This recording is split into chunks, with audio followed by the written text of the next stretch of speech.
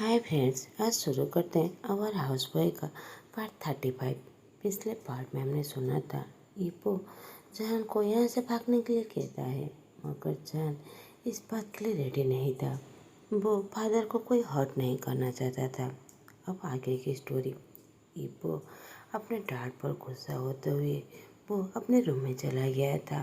जान भी उसके पीछे दौड़ते हुए जाता है और ईपो को रोकने की कोशिश करता है। ईपो जो बहुत ज़्यादा गुस्सा था अपने ऊपर, वो दांतों को ग्रेट करते हुए दीवारों पर अपना हाथ मारने लगता है। क्यों तुम मेरे साथ ऐसा क्यों कर रहे हो? तुम मेरे साथ क्यों जाने के लिए रेडी नहीं हो? तुम यहाँ पर रहकर क्या मिल रहा है?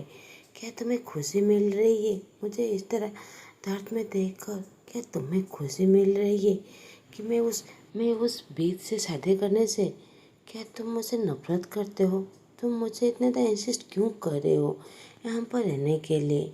मेरी मदर तुम्हारे साथ इतना ज़्यादा बुरा बर्ताव करते हैं, फिर भी तुम यहाँ पर रहना क्यों चाहते हो? क्या तुम्हें यहाँ पर रहकर इतनी ज़्यादा खुशी मिल रही है? क्या तुम मुझे प्यार नहीं करते? तुम मेरे साथ नहीं रहना चाहते? तुम मुझसे शादी नहीं करना चाहते? मैं ये इमेजिन कर रहा था कि मैं तुमसे शादी करके तुम्हारा हस्बैंड बन के रहूं, मगर तुम ऐसा कुछ भी नहीं चाहते। तुम बस मुझे दर्द दे रहे हो। वो ये कहकर वो बस अपने हाथों को दीवार पर मार रहा था। वो अपने लैपटॉप को पकड़कर वो उसे अपने हाथों से ही मस कर देता है। उसे पता भी नहीं चलता कि उसके हाथ से खून निकल रहा है। उसी समय जान उसके हाथ को पकड़ते हुए कहता है, वो तुम्हें क्या कर रहे हो? तुम अपने पेरेंट के साथ इस तरह कैसे बातें कर सकते हो? और उसके हाथ को देखते हुए कहता है, ओ माय गॉड, तुमने ये क्या किया है? तुम्हें पता है तुम्हें इस तरह देखकर मुझे कैसा फील होता है? ईपो जैसे ही जान को देखता है वो जान के हाथ को पकड़कर पेट में पटक कर उसके ऊपर आ जाता है। जान तो बहुत ज़्यादा घबरा गया था। वो इमीडिएटली ईपो को पुश करके वहाँ से जाने की कोशिश करता है, मगर ईपो उसकी वेस्ट को पकड़कर अपनी तरफ खींच लेता है। जान की आंखें तो पूरी तरह बड़ी हो जाती है और कॉन्फ्यूज भी था कि ईपो ऐसे क्यों कह रहा है। ईपो प्लीज़ रुक जाओ, मुझे जाने दो। अगर तुम्हारे मदर यहाँ आ रहे होंगे तो हमें इस तरह देखकर क्या होगा, तुम्हें पता है। जाने दो। जान बस स्ट्रगल कर रहा था, मगर ईपो तो जो बहुत ज़्यादा गुस्सा था वो जान को अपनी तरफ और खींच लेता है। जान, तुम मेरे साथ ऐसा क्यों कर रहे हो? क्यों? तुम मुझे दर्द में देखकर तुम्हें क्या मज़ा आ रहा है? जब मैं यांगी से शादी करूँगा तुम क्या एंजॉय करोगे? आज रात के डिनर पर तुम क्या खुश होगे? प्लीज़ जान, मेरे साथ भाग चलो प्लीज़। ईपो रिक्वेस्ट करते हुए इस बार रोने लगा था, जिसके वजह से उसके हाथ थोड़ा सा लूज हो जाता है। तो जान थोड़ा सा उसे पुश करते हुए वो खड़ा हो जाता है। ईपो, तुम ये क्या कर रहे हो? अगर तुम मुझे इस तरह इंसिस्ट करते रहे कि भागने के लिए तो प्लीज़ मुझे काउंट करना बंद कर दो। ईपो जैसे ये बात सुनता है वो जान को ग्लेयर देते हुए कहता है, क्या मैं तुम्हें काउंट करना बंद कर दूँ? इसका मतलब तुम मुझे प्यार नहीं करते। तुम इतने दिन से मेरे साथ बस खेल रहे थे। तुम चाहते हो मैं उस यंगी से शादी कर लूँ। ठीक है, मैं उसे शादी करूँगा, उसके बाद देखना तुम्हारे साथ क्या होगा। ईपो गुस्से से अपना बैग लेकर वहाँ से चला जाता है। जान दौड़ के जाकर उसे पीछे से गले लगा लेता है। ईपो उससे हाथ को छुड़ाते हुए गुस्से से कहता है, मुझसे दूर रहो। तुम मुझे बहुत ज़्यादा हर्ट किया है, अब तुम मुझे जाने दो। पता है ये शादी मुझे मार रहा है और तुम्हें भी, मगर तुम फिर भी ये बात नहीं समझ रहे हो, बस इंसिस्ट कर रहे हो यहीं पर रहने के लिए। मैं यहाँ से चाह रहा हूँ। वो अपने आंसुओं को वाइप करते हुए वहाँ से चला जाता है। जान बड़ी ज़ोर से रोते हुए कहता है, बेबी वो प्लीज़ वापस आ जाओ। मैं नहीं चाहता कि तुम एंजी से शादी करो, मगर मैं क्या करूं? मैं तुम्हारे डैड को इस तरह हर्ट नहीं कर सकता। मुझे भी बहुत ज़्यादा हर्ट हो रहा है, मगर ये सब कुछ मैं बस तुम्हारे लिए ही कर रहा हूँ, क्योंकि घर से भाग जाना कोई सॉल्यूशन नहीं है। I am sorry. वो भी अपने बैग को लेकर वहाँ से जाने लगता है। जैसे ही वो मिसेस सुसन को देखता है, वो ग्रेट करते हुए कहता है, मदर मैं स्कूल जा रहा हूँ। मिस सुसन उस पर गुस्सा होते हुए कहता है, मैं नहीं चाहता था कि तुम स्कूल जाओ, मगर मेरे हस्बैंड ने तुम्हें क्यों स्कूल भेज रहे हैं पता नहीं। तुम्हारे जैसे लावारिस बच्चे को लाकर मेरे सर पे थोप दिए हैं। ऊपर से मेरा बेटा भी, वो भी तुम्हारा ही साइड ले रहा है। आई स्वेयर जान, अगर मुझे कुछ भी पता चला तो तुम फिर बाद में ज़रूर रिग्रेट करोगे। और एक बात समझ लेना, आज दोपहर 2 बजने से पहले ही घर वापस आ जाना। आज रात सब सारे डिनर रेडी कर लेना, नहीं तो मैं तुम्हें मार डालूंगा। अब मेरे सामने से निकल जाओ। जान डरते हुए कहता है, यस मदर। तुम्हारी हिम्मत कैसे हुई मुझे मदर कहने के लिए? मैंने तुम्हें कितनी बार कहा है मुझे नहीं बुलाने के लिए। मैं कोई तुम्हारा मदर नहीं हूँ। तुम्हारे जैसी बीच की मैं मदर बनना भी नहीं चाहता। Get out. मिस सुसन और ज़्यादा गालियाँ दे रहे थे, मगर जान वहाँ से चला जाता है। जान उनकी गालियाँ सुनकर बहुत ज़्यादा दुखी हो जाता है, मगर उसे ईबो को ढूंढना था तो वो स्कूल के अंदर चला जाता है। जैसे ही वो स्कूल पहुंचता है, वो ईबो को ढूंढने लगता है। उसके कार भी पार्किंग एरिया में नहीं था, तो वो बहुत ज़्यादा घबरा जाता है। जैसे ही वो डायलन को देखता है, वो रोते हुए कहता है, डायलन मुझे लगता है मैं मरने वाला हूँ, मैं ज़िंदा नहीं रह सकता। वो मेरी सांसें हैं, मैं उसके बगैर जी भी नहीं पाऊँगा। ये कहकर वो बड़े जोर से रोने लगता है। डायलन जैसे ही अपने बेस्ट फ्रेंड को इस तरह रोते हुए देखता है, वो उसे शांत करने की कोशिश करता है। जान कोई बात पता था, एक ना एक दिन ऐसा होने ही वाला है। ईपो से प्यार करने के बदले उसे और ज़्यादा दर्द मिलने वाला है, क्योंकि उन दोनों के प्यार को कोई भी एक्सेप्ट नहीं करने वाला है। डायलन कहता है, जान क्या हुआ? क्या मैडम सुसन वापस आ गए हैं? क्योंकि मुझे पता है वही है कि जो तुम्हारी लाइफ को जो इतना ज़्यादा मिजरेबल बना सकते हैं। डायलन जान के आंसू देखकर बहुत ज़्यादा हर्ट हो रहा था। जान रोते हुए कहता है, हाँ मदर वापस आ गए हैं, मगर मैं उनका बुरा बर्ताव देख कर रोना बंद कर दिया था। मगर इस बार इसलिए नहीं रो रहा हूँ। मैं ईपो से बहुत ज़्यादा प्यार करता हूँ। मैं उसे दूसरों के साथ नहीं देख सकता। वो मेरा प्यार है, मैं उसके लिए कुछ भी कर सकता हूँ।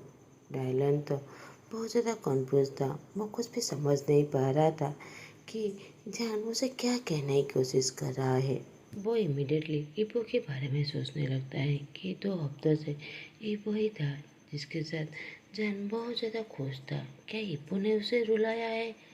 वो जान पर देखते हुए कहता है, क्या तुम्हें ईपो ने रुलाया है? वो बास्टर्ड! अगर ऐसा हुआ तो मैं उसके दोनों पैर तोड़ दूंगा, उसे मार डालूंगा। जान उसे रोकते हुए कहता है, नहीं ऐसी बात नहीं है। ईपो को फोर्स किया जा रहा है यांगजी से शादी करने के लिए। वो मुझे यहाँ से भागने के लिए कह रहा है, मगर मैंने मना कर दिया। मैं इस तरह कैसे कर सकता हूँ? फादर के साथ इस तरह कैसे कर सकता हूँ? उसके मदर मुझे और ज़्यादा नफरत करेंगे। वो मुझे बड़ा किया है, मैं उन लोगों के साथ इस तरह कैसे कर सकता हूँ? मगर मैं ईपो को भी किसी दूसरे के साथ नहीं देख सकता। डायलन मैं क्या करूं? मुझे कुछ भी समझ नहीं आ रहा है। जान डायलन को गले लगाते हुए बड़ी जोर से रोने लगता है। डायलन जान के बैग को पैट करते हुए कहता है, इट्स ओके जान, रोना बंद करो। मगर मुझे ये समझ नहीं आ रहा है तुम उसके साथ भाग क्यों नहीं जाते? उसके पेरेंट्स तुम्हारा परवाह नहीं करते, स्पेशली उसके मदर, तो फिर तुम उसके साथ भाग क्यों नहीं जाते? मुझे लगता है ये वो ठीक कह रहा है, तुम उसके साथ भाग जाओ। तुम इस अपॉर्चुनिटी को इस तरह नहीं छोड़ना चाहिए। मिस सुसन ने कभी भी तुम्हें अलाउ नहीं देंगे कि मुझे शादी करने के लिए। जान कभी कभी तो मुझे तुम पर डाउट होता है कि तुम इतने ज़्यादा बेवकूफ़ कैसे हो सकते हो। तुम उस औरत को देखा नहीं कि वो तुम्हें और ईबो को कभी भी एक साथ होने नहीं देंगे। तुम्हारे पास एक चांस है, ईबो के साथ भाग जाओ, इसी स्टुपिडिटी मत करो। अगर वो यांगजी से शादी कर लेगा, क्या तुम उन दोनों को एक साथ देखकर कभी भी खुश रह पाओगे? ईबो क्या उसके साथ रहकर वो भी खुश रह पाएगा? और ऊपर से दोनों डेबिल एक साथ हो जाएंगे। वो तुम्हें कभी भी उस घर में रहने नहीं देंगे। तो मैं तुम्हें यही सजेस्ट करूँगा कि तुम ईबो के साथ भाग जाओ। जान कहता है, तो फिर फादर का क्या, जो मेरे साथ इतना ज़्यादा प्यार किया है, मेरा केयर किया है, मैं उनके साथ ऐसा कैसे कर सकता हूँ? डायलन कहता है, ओ उन्होंने तुम्हारे लिए क्या है? मुझे याद है कि वो हमेशा तुम्हारे साइड थे। बस जब उनके वाइफ तुम्हारे साथ बुरा बर्ताव कर रहे थे तब उन्होंने बस डांटा था, मगर वो तुम्हें देख सकते थे। तुम उस घर में एक कॉमन स्लेव की तरह काम कर रहे हो, फिर भी उन्होंने क्या किया है? तुम ईबो के साथ यहाँ से चले जाओ, तुम्हारे पास यही आखिरी चांस है। प्लीज़ ज़्यादा मत सोचो, बस ईबो के साथ यहाँ से निकल जाओ। डेरियन भी ईबो के किस नॉनसेंस पर वो भी थोड़ा सा नाराज़ हो गया था। वो यांगजी की बिहेवियर को अच्छी तरीके से जानता था। एक बार ईबो से शादी होने के बाद वो जान के लाइफ को और ज़्यादा मिजरेबल बना देगा। जान अपने आंसुओं को वाइप करते हुए कहता है, मुझे लगता है यही ठीक होगा कि मैं ईबो के साथ यहाँ से चला जाऊँ, क्योंकि मैं ईबो को किसी दूसरे के साथ नहीं देख सकता। मैं ईबो को इतना हर्ट होते हुए नहीं देख सकता। डायलन वो मुस्कुराते हुए कहता है, दैट्स गुड बॉय, अब चलो क्लास के लिए टाइम हो रहा है। वो दोनों मुस्कुराते हुए वहाँ से जाने लगते हैं। जान जो फोर्सफुली हंस रहा था, अब वो दोनों जैसे ही क्लास में पहुँचते हैं, वहाँ पर यांगजी जो सारे दोस्तों को अनाउंस कर रहा था कि उसकी शादी होने वाला है। जैसे ही वो जान को देखता है, वो उसकी तरफ देखकर मॉकिंग करने लगता है। यांगजी तो उसकी वेडिंग का पूरे स्कूल में अनाउंस कर दिया था। उसने तो उसकी ड्रीम भी देखने लगता है कि वो किस तरह ईबो से शादी कर रहा है और इसके बाद वो जान के लाइफ को किस तरह हेल बना के छोड़ दिया है। वो कोई ईबो से प्यार नहीं करता था, वो बस जान को दर्द में देखकर उसे बहुत ज़्यादा खुशी हो रहा था। यांगजी बड़ी जोर से हंसते हुए कहता है, अब मैं नेक्स्ट मिसेस वांग बनने वाला हूँ। मैं और 2 हफ्ते वेट नहीं कर पा रहा हूँ। एक बार मैं शादी कर ली तो वो हाउस बॉय मेरा मेड होगा। Beautiful right? ये कहकर वो टेबल से मुस्कुराने लगता है। जान को ये बात बहुत ज़्यादा हर्ट करता है, तो वो वहाँ से चले जाता है। ये न्यूज़ तो पूरे स्कूल में स्प्रेड हो गया था। सभी इस बात पर गॉसिपिंग करने लगता है ईबो और यांगजी की शादी के बारे में। संज्ञान जैसे ये बात सुनता है, वो तो बहुत ज़्यादा गुस्सा हो जाता है।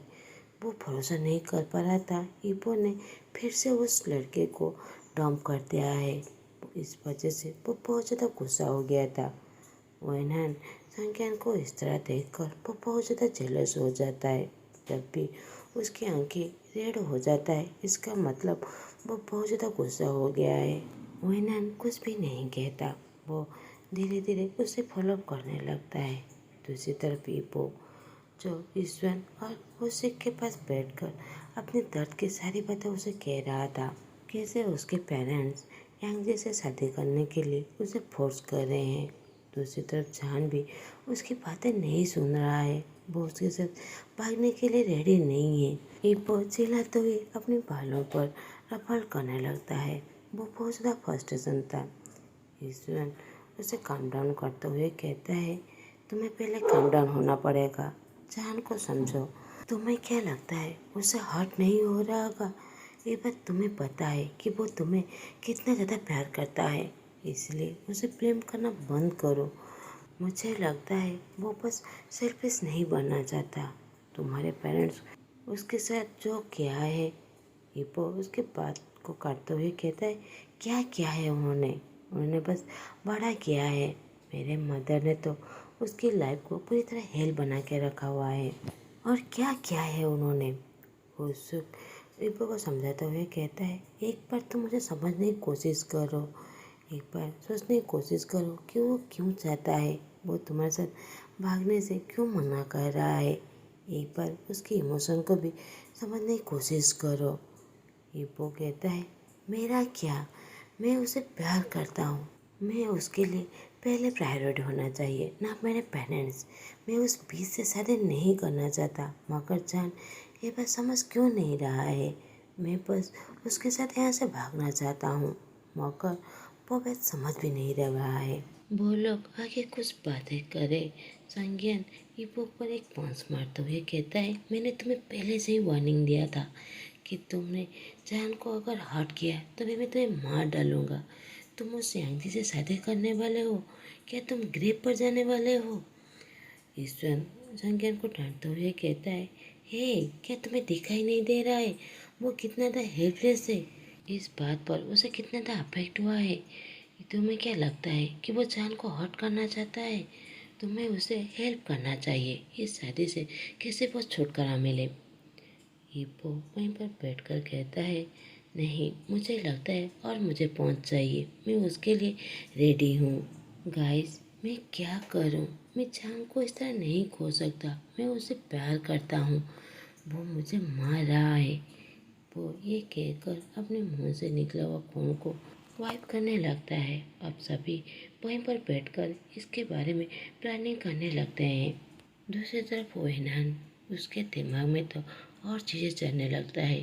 मैं ईपो को यांगजी से शादी करते हुए नहीं देख सकता, नहीं तो फिर से मेरा यन जान के पास चला जाएगा। मैं इस तरह नहीं कह सकता, मैं अपने मैन को फिर से नहीं खो सकता। मुझे कुछ करना पड़ेगा, मगर मैं क्या कर सकता हूँ? अगर मैंने कुछ भी किया तो वो यांगजी मुझे एक्सपोज कर देगा और संज्ञान मेरे साथ रिश्ता तोड़ देगा। मैं ऐसा नहीं चाहता, मुझे कुछ ना कुछ करना ही पड़ेगा।